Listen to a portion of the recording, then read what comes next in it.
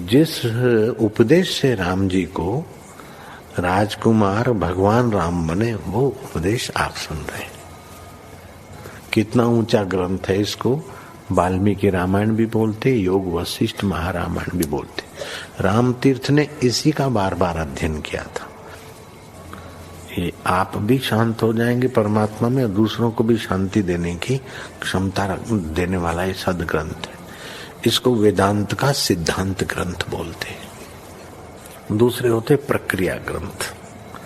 ये करके फिर कब वो आचार्य बनो तब समझो, ये तो थोड़ा पढ़ो और फिर वही सिद्धांत की बात। तो बार बार योग वशिष्ठ महारामायण विचारने योग। ओम श्री सद्गुरु परमात्मने नमः। राम जी ने पूछा, हे मुनीश्वर, जो सब ब्रह्म ही है तो इच्छा अनिच्छा भी उसके भिन्न ना होगी। इच्छा उदय हो चाहे ना हो, फिर आप कैसे कहते हैं कि इच्छा का त्याग करो? वशिष्ठ जी बोले, हे राम जी,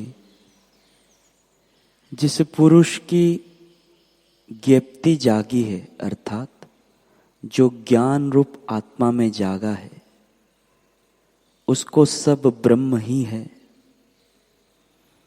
और इच्छा अनिच्छा दोनों तुल्य है। इच्छा भी ब्रह्म है और अनिच्छा भी ब्रह्म है। हे राम जी, ज्यों ज्यों ज्ञान संबित होती है, त्यों त्यों वासना का क्षय होता है। जैसे सूर्य के उदय होने पर रात्रि नष्ट हो जाती है, वैसे ही ज्ञान के उपजने से वासना नहीं रहती। हे राम जी, ज्ञानवान को ग्रहण या त्याग का कुछ कर्तव्य नहीं होता और उसे इच्छा अनिच्छा तुल्य है। यद्यपि ऐसा ही है, तथापि स्वाभाविक रूप से ही उसे वासना नहीं रहती। जैसे सूर्य के उदय होने पर अंधकार नहीं रहता, वैसे ही आत्मा का साक्षात्कार होने पर द्वैत वासना नहीं रहती। हे राम जी, ज्यों ज्यों ज्ञान कला जागती है, त्यों त्यों द्वैत का नाश होता जाता है और द्वैत के निवृत्त होने से वासना भी निवृत्त हो जाती है। हे राम जी, उसको ज्यों ज्यों स्वरूप आनंद प्राप्त होता है, त्यों त्यों संसार निरस होता जाता है और जब संसार निरस हो गया तब वह वासना किसकी करे?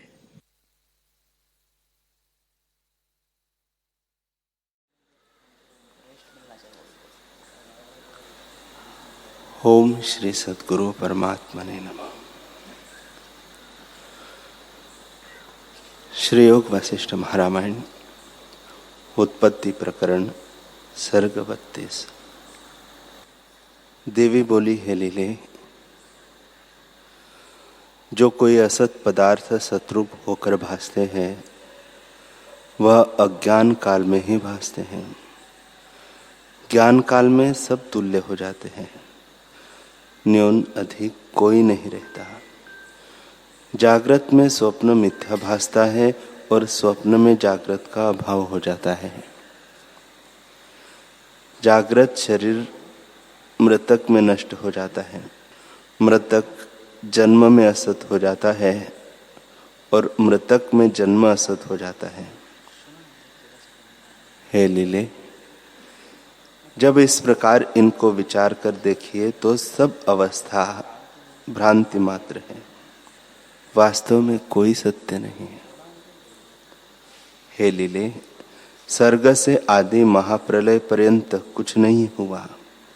सदा ज्यों की त्यों ब्रह्म सत्ता अपने आप में स्थित है।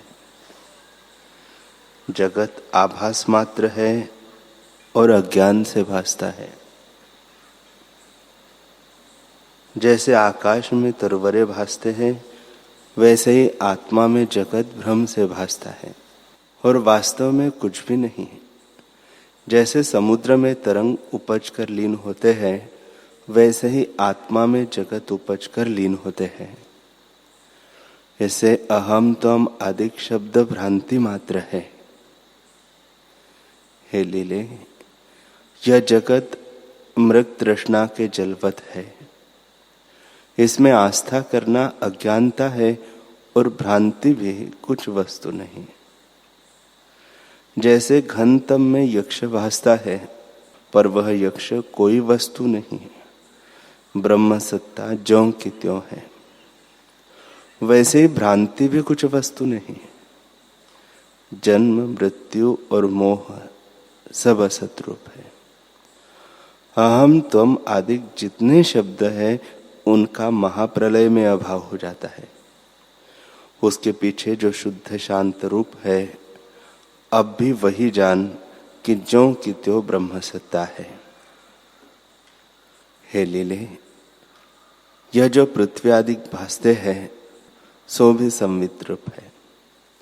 क्योंकि जब चित्त संवित स्पंद रूप होता है, तब यह जगत होके भासता है और इसी कारण संवित रूप है।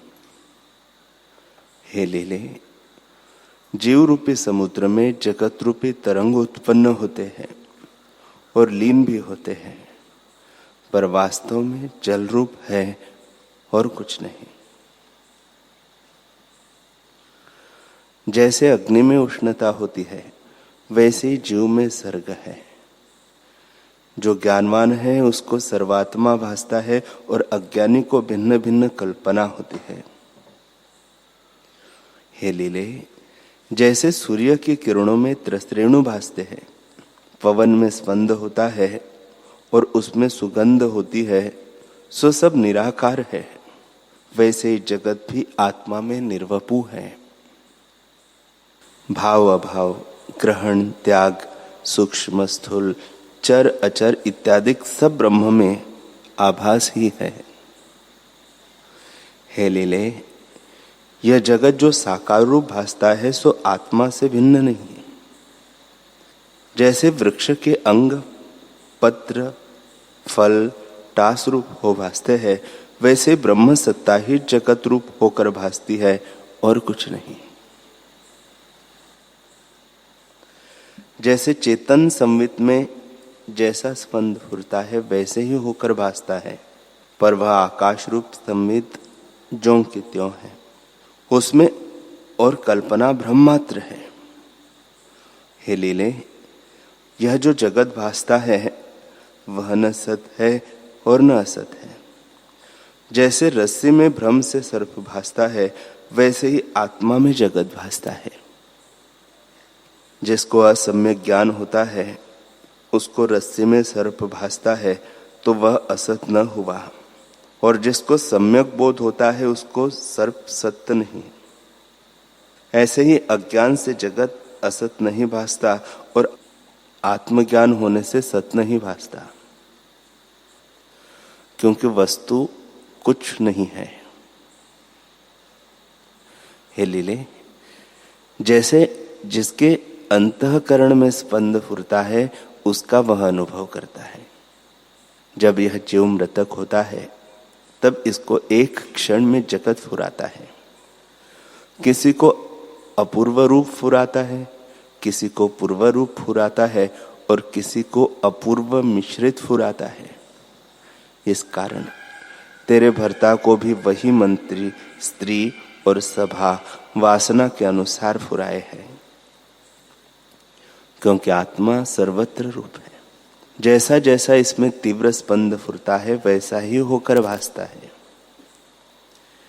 हे लीले, जैसे अपने मनोराज में जो प्रतिमा उदय हो आती है, वह सतरूप हो भासती है, वैसे यह जो लीला तेरे सम्मुख बैठी है, सो यही हुई है। और तेरे भर्ता की जो तेरे में तीव्र वासना थी, इससे उसको तेरा प्रतिबिंब होकर यह लीला प्राप्त हुई और तेरा सा शील, आचार, कुल, वपु इसको प्रतिबिंबित हुआ है। हे लीले, सर्वगत संवित आकाश है। जैसा जैसा उसमें फुरना होता है वैसा ही वैसा चिद्रूप आदर्श में प्रतिबिंब भासता है। इस सब जगत का चेतन दर्पण में प्रतिबिंब होता है। वास्तव में तू और मैं, जगत, आकाश, भवन, पृथ्वी, राजा आदि सब आत्मरूप है। आत्मा ही जगत रूप होकर भासता है। जैसे बेली से मज्जा भिन्न नहीं, वैसे ही यह जगत ब्रह्म स्वरूप है। देवी बोली, हे लीले, तेरा भरता राजा विदुरथ रण में संग्राम करके शरीर त्यागेगा और उसी अंतःपुर में प्राप्त होकर राज्य करेगा। इतना कहकर वशिष्ठ जी बोले, हे रामचंद्र जी, जब इस प्रकार देवी ने कहा तब विदुरथ के पूर्व वाली लीला ने हाथ जोड़ के देवी को प्रणाम किया और कहा, हे देवी भगवती, मैंने गप्ते रूप का नित्य पूजन किया और उसने स्वप्न में मुझको दर्शन दिया। जैसे वह ईश्वरी थी वैसे ही तुम भी मुझको दृष्टि आती हो। इससे मुझ पर कृपा करके मन वांछित फल दो। तब देवी अपने भक्त पर प्रसन्न होकर बोली, हे लीले, तूने अनन्य होकर मेरी भक्ति की है और उससे तेरा शरीर भी जीर्ण हो गया है। अब मैं तुझ पर प्रसन्न हूं। जो कुछ तुझको वांछित हो वह वर मांग। लीला बोली, हे भगवती, जब मेरा भर्ता रण में देह त्याग दे तो मैं इसी शरीर से उसकी भार्या हूं। देवी बोली, तूने भावना सहित भली प्रकार पुण्य आदि को से निर्विघ्न मेरी सेवा की है, इससे ऐसा ही होगा। तब पूर्व लीला ने कहा, हे देवी, तुम तो सत्य संकल्प, सत्य काम और ब्रह्म स्वरूप है। मुझको उसी शरीर से तुम विदुरथ के गृह में वशिष्ठ ब्राह्मण की सृष्टि में मुझे क्यों न ले गई? देवी बोली, हे लीले, मैं किसी का कुछ नहीं करती। सब जीवों के संकल्प मात्र देह है और मैं व्यक्ति रूप हूं। एक एक जीव के अंतर चैतन्य मात्र देवता होकर मैं स्थित हूं। जो जो जीव जैसी जैसी भावना करता है वैसे ही वैसी उसको सिद्धता होती है।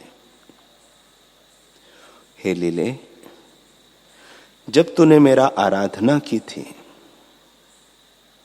तब तूने यह प्रार्थना की थी कि मेरे भर्ता का जीव इसी आकाश मंडप में रहे और मुझको ज्ञान की भी प्राप्ति हो।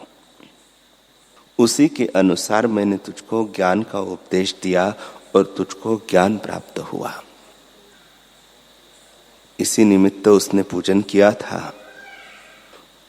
उससे उसको यही प्राप्त हुआ है कि देह सहित भर्ता के साथ जीवेगी।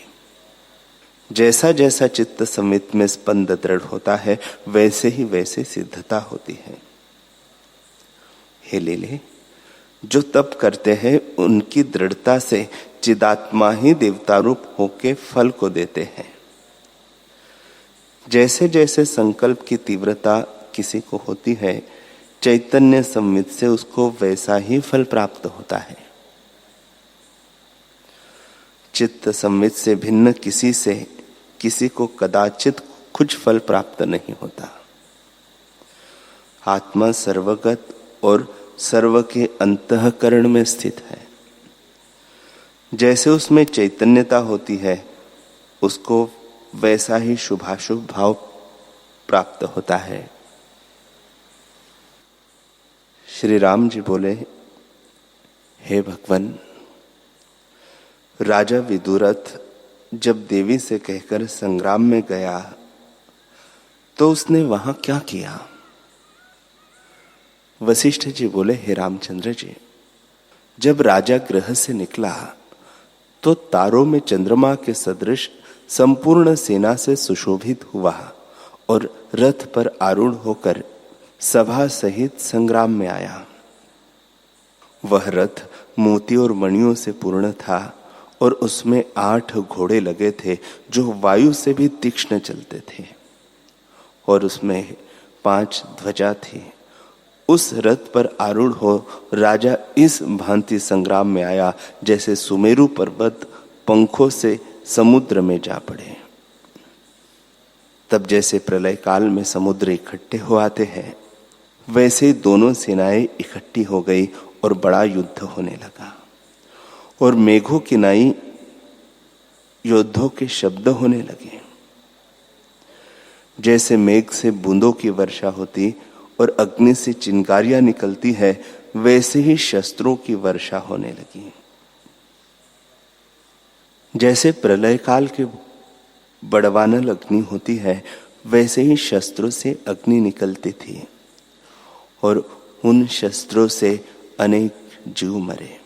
इस प्रकार जब बड़ा युद्ध होने लगा, तब विदुरथ की सेना कुछ निर्बल हुई, और ऊर्ध्व में जो दोनों लीला देवी की दिव्य दृष्टि से देखती थी, उन्होंने कहा कि हे देवी, तुम तो सर्वशक्तिमान हो और हमारे पर तुम्हारी दया भी है। हमारे भर्ता की जय क्यों नहीं होती, इसका कारण कहो। देवी बोली, हे लीले, विदुरथ के शत्रु राजा सिद्ध ने जय के निमित्त चिरकाल पर्यंत मेरी पूजा की है, और तुम्हारे भर्ता ने जय के निमित्त पूजा नहीं की, मोक्ष के निमित्त की है। इससे जीत सिद्ध राजा की होगी और तेरे भर्ता को मोक्ष की प्राप्ति होगी। हे लीले, जिस जिस निमित्त कोई हमारी सेवा करता है, हम उसको वैसा ही फल देती है। इससे राजा सिद्ध विदुरथ को जीतकर राज्य करेगा।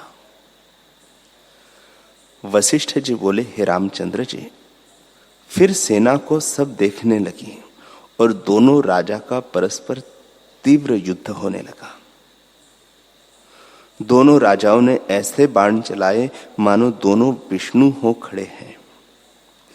विदुरथ ने एक बाण चलाया, उसके सहस्त्र हो गए, और उसके आगे जाकर लाख हो गए, और परस्पर युद्ध करते करते टुकड़े टुकड़े होकर गिर पड़े। ऐसे दूर से दूर बाण चले जाते थे कि जैसे निर्वाण किया दीपक नहीं भासता। तब राजा सिद्ध ने मोह रूपी अस्त्र चलाया, और उसके आने से विदुरथ के सिवा सब सेना मोहित हो गई। जैसे उन्मत्तता से कुछ सुधि नहीं रहती, वैसे ही उनको कुछ सुधि न रही, और परस्पर देखते ही रह गए मानो चित्र लिखे हैं। तब राजा विदुरथ को भी मोह का आवेश होने लगा, तो उसने प्रबोध रूपी शास्त्र चलाया, उससे सबका मोह छूट गया। और जैसे सूर्य के उदय होने से सूर्यमुखी कमल प्रफुल्लित हो आते हैं, वैसे ही सबके हृदय प्रफुल्लित हो गए। तब सिद्ध राजा ने नागास्त्र बाण चलाया, उससे अनेक ऐसे नाग निकल आए मानो पर्वत उड़ते आते हैं। निदान सब दिशाएं नागों से पूर्ण हो गई, और उनके मुख से विष और अग्नि की ज्वाला निकली, जिससे विदुरथ की सेना ने बहुत कष्ट पाया। तब राजा विदुरथ ने गरुड़ास्त्र चलाया, उससे अनेक गरुड़ उत्पन्न हुए, और जैसे सूर्य के उदय होने से अंधकार नष्ट हो जाता है, वैसे ही सर्प नष्ट हुए, और नागों को नष्ट करके गरुड़ भी अंतर्धान हो गए। जैसे संकल्प के त्यागने से संकल्प सृष्टि का अभाव हो जाता है, वैसे ही गरुड़ अंतर्धान हो गए, और जैसे स्वप्न से जागे हुए को स्वप्न नगर का अभाव हो जाता है, वैसे ही गरुड़ों का अभाव हो गया। फिर जब कोई बाण सिद्ध चलावे तो विदुरथ उसको नष्ट करे, जैसे सूर्य तम को नष्ट करे। और उसने बाणों की बड़ी वर्षा की, उससे सिद्ध भी क्षोभ को प्राप्त हुआ। तब पिछली लीला ने झरोखे से देखकर देवी जी से कहा कि हे देवी, अब मेरे भर्ता की जय होती है।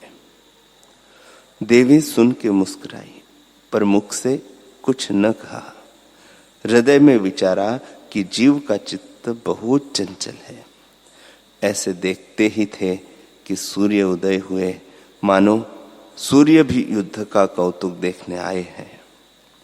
और सिद्ध ने तम रूप अस्त्र चलाया, जिससे सर्व दिशा शाम हो गई और कुछ भी न भासित होता था, मानो काजल की समष्टिता इकट्ठी हुई है। तब विदुरथ ने सूर्य सा प्रकाश रूपी अस्त्र चलाया, जिससे सब तम नष्ट हो गया। जैसे शरद काल में सब घटा नष्ट हो जाती है, केवल शुद्ध आकाश ही रहता है, जैसे आत्मज्ञान से लोभ आदि का ज्ञानी को अभाव हो जाता है, और जैसे लोभ रूपी काजल के निवृत्त होने से ज्ञानवान की बुद्धि निर्मल होती है, वैसे ही प्रकाश से तम नष्ट हो गया और सब दिशा निर्मल हो गई। जैसे अगस्त मुनि समुद्र को पान कर गए थे, वैसे ही प्रकाश तम का पान कर गया। तब सिद्ध ने वैताल रूपी अस्त्र चलाया, जिससे विदुरथ की सेना मोहित हो गई और उसमें से महाविकराल और परछाई समान मूर्ति धारण किए ऐसे श्याम रूप वैताल भासने लगे, जो ग्रहण न किए जावे और जीव के भीतर प्रवेश कर जावे, जिनके रहने का स्थान शून्य मंदिर, कीचड़ और पर्वत है। शस्त्र से निकलकर विदुरथ की सेना को दुख देने लगे। पिशाच वह होते हैं जिनकी शास्त्रोक्त क्रिया नहीं होती, और जो मर के भूत, पिशाच और वैताल होते हैं और राग, द्वेष, तृष्णा और भूख से जलते रहते हैं, उनका कोई बड़ा सरदार विदुरथ के निकट आने लगा। तब विदुरथ ने रूपका नामक अस्त्र चलाया और उससे महाभयानक रूप, बड़े नख, केश, जिह्वा, उदर और ओठ सहित नग्न रूप भैरव प्रकट होकर वैतालों को भोजन करने और खप्पर में रक्त भरकर पीने और नृत्य करने लगे और सबको दुख देने लगे।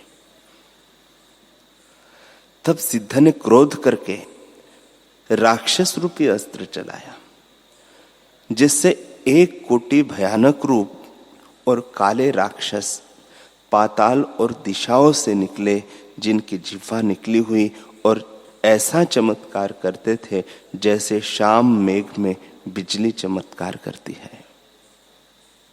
वे जिसकी ओर देखे उसको मुख में डाल ले। उनको देख के विदुरथ की सेना बहुत डर गई, क्योंकि जिसके सम्मुख वे हंस के देखे वह भय से मर जावे। तब राजा विदुरथ ने अपनी सेना को कष्टवान देख विष्णु अस्त्र चलाया, जिससे सब राक्षस नष्ट हो गए। फिर राजा सिद्ध ने अग्नि नामक अस्त्र चलाया, जिससे संपूर्ण दिशाओं में अग्नि फैल गई और लोग जलने लगे। तब राजा विदुरथ ने वरुण रूपी बाण चलाया, जैसे संतों के संग से अज्ञानी के तीनों ताप मिट जाते हैं, वैसे ही अग्नि का ताप मिट गया। जल से सब स्थान पूर्ण हो गए और सिद्ध की बहुत सेना जल में बह गई। तब सिद्ध ने शोषणमय अस्त्र चलाया, जिससे सब जल सूख गया, पर कहीं कहीं कीचड़ रह गई। उसने फिर तेजोमय बाण चलाया, जिससे कीचड़ भी सूख गई और विदुरथ की सेना गर्मी से व्याकुल होकर ऐसे तपने लगी जैसे मूर्ख का हृदय क्रोध से जलता है। तब विदुरथ ने मेघ नामक अस्त्र चलाया, जिससे मेघ वर्षने लगे और शीतल मंद मंद वायु चलने लगा। जैसे आत्मा की ओर आए जीव का संसरना घटता जाता है, वैसे ही विदुरथ की सेना शीतल हुई। फिर सिद्ध ने वायु रूपी अस्त्र चलाया, जिससे सूखे पत्र की नाई विदुरथ फिरने लगा। तब विदुरथ ने पहाड़ रूपी अस्त्र चलाया, जिससे पहाड़ों की वर्षा होने लगी और वायु का मार्ग रुक गया, और वायु के क्षोभ मिट जाने से सब पदार्थ स्थिरभूत हो गए। जैसे संवेदन से रहित चित्त शांत होता है, वैसे ही सब शांत हो गए। जब पहाड़ उड़ उड़ के सिद्ध की सेना पर पड़े, तब सिद्ध ने वज्र रूप अस्त्र चलाया, जिससे पर्वत नष्ट हुए। जब इस प्रकार वज्र वर्षे, तब विदुरथ ने ब्रह्मास्त्र चलाया, जिससे वज्र नष्ट हुए और ब्रह्मास्त्र अंतर्धान हो गए। हे रामचंद्र जी, इस प्रकार परस्पर इनका युद्ध होता था। जो अस्त्र सिद्ध चलावे उसको विदुरथ विदारण करे, और जो विदुरथ चलावे उसको सिद्ध विदारण कर डाले। निदान विदुरथ राजा ने एक ऐसा अस्त्र चलाया कि राजा सिद्ध का रथ चूर्ण हो गया और घोड़े भी सब चौपट कर डाले। तब सिद्ध राजा ने रथ से उतरकर ऐसा अस्त्र चलाया कि विदुरथ का रथ और घोड़े नष्ट हुए, और दोनों ढाल और तलवार लेकर युद्ध करने लगे। फिर दोनों रथवाहक और रथ ले आए, उसके ऊपर दोनों आरूढ़ होकर युद्ध करने लगे। विदुरथ ने सिद्ध पर एक बर्छी चलाई, जो उसके हृदय में लगी और रुधिर चला। तब उसको देखकर लीला ने देवी से कहा, हे देवी, मेरे भर्ता की जय हुई है। हे रामचंद्र जी, इस प्रकार लीला कहती ही थी कि सिद्ध ने बर्छी चलाई सो विदुरथ के हृदय में लगी, और उसको देख के विदुरथ की लीला शोकवान होकर कहने लगी, हे देवी, मेरा भर्ता है, दुष्ट सिद्ध ने बड़ा कष्ट दिया है। हे रामचंद्र जी, फिर सिद्ध ने एक ऐसा खड़ंग चलाया कि जिससे विदुरथ के पांव कट गए और घोड़े भी कट गए, पर तो भी विदुरथ युद्ध करता रहा। फिर सिद्ध ने विदुरथ के शीश पर खड़ंग का प्रहार किया, तो वह मूर्छा खाके गिर पड़ा। ऐसे देख के उसके सारथी रथ को गृह में ले आने लगे, तो सिद्ध उसके पीछे दौड़ा कि मैं इसका शीश ले आऊं, परंतु पकड़ न सका। जैसे अग्नि में मच्छर प्रवेश नहीं कर सकता, वैसे देवी के प्रभाव से विदुरथ को वह न पकड़ सका।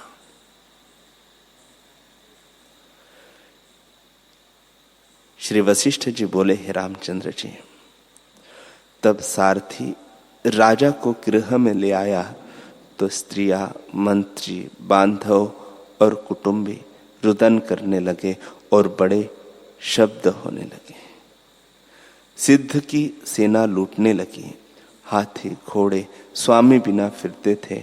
फिर ढिंढोरा फिराया गया कि राजा सिद्ध की विजय हुई।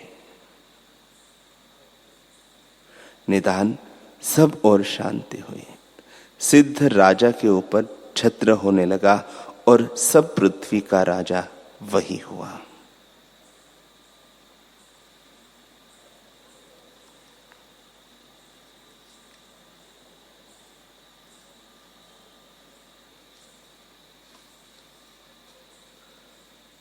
हरि ओम,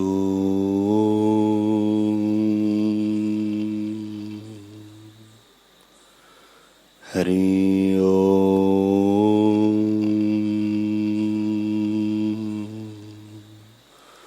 ओम सहना भवतु सहनौ भुनक्तु सह वीर्यं करवावहै तेजस्विनावधीतमस्तु मा विद्विषावहै। ओम शांति शांति शांति। श्री सद्गुरुदेव भगवान की जय।